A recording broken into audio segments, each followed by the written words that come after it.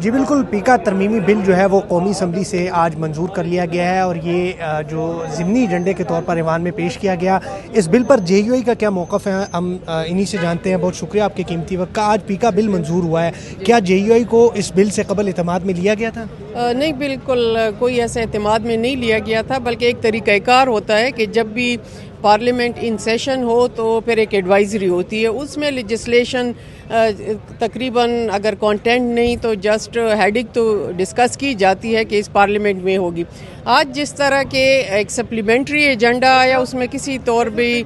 ہمیں اعتماد میں نہیں لیا گیا، اور دوسرا یہاں پہ پارلیمنٹ کا المیہ اور خاص کر آج کل کا جو یہ ہے کہ اپوزیشن کی طرف سے اگر کوئی پازیٹیو بھی امینڈمنٹ آتی ہیں تو اس کو بھی کنسیڈر نہیں کیا جاتا۔ بالکل نل اینڈ وائڈ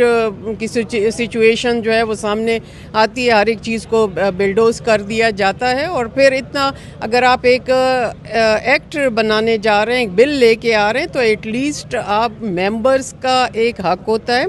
ایک میتھڈالوجی ہوتی ہے، اس کو فالو کرنا پڑتا ہے۔ یہاں پہ تو سب کچھ یک جنبش قلم جس طرح ہو رہا ہے کہ پارلیمنٹ کو اس طرح اختیار نہیں دیا جا رہا، تو یہ میں سمجھتی ہوں اس کا کوئی مثبت اثر نہیں نظر آ رہا۔ تو آپ کیا سمجھتی ہے کہ اس طرح کے اقدامات سے اپوزیشن اور حکومت کے درمیان مزید دوریاں پیدا ہوں گی؟ ڈیفینیٹلی دوریاں ہوتی ہیں، جو آپ پارلیمنٹ کا حال آج کل دیکھ رہے ہیں، اور پھر ہم اگر چاہتے ہیں جے یو آئی کے پلیٹ فارم سے کہ ہم کوئی اچھی چیز اگر گورنمنٹ کوئی بھی بل پیش کرتی ہے تو کم از کم ہمیں تو آن بورڈ لیا جائے۔ اگر پی ٹی آئی کے ساتھ ان کی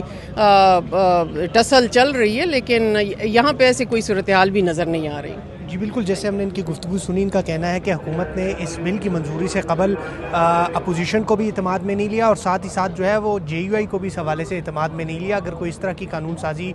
پارلیمان کا جو طریقہ کار ہوتا ہے اس کے مطابق تمام سیاسی جماعتیں ہیں اپوزیشن کی اور حکومت کی، ان کو اعتماد میں لینا چاہیے۔ جی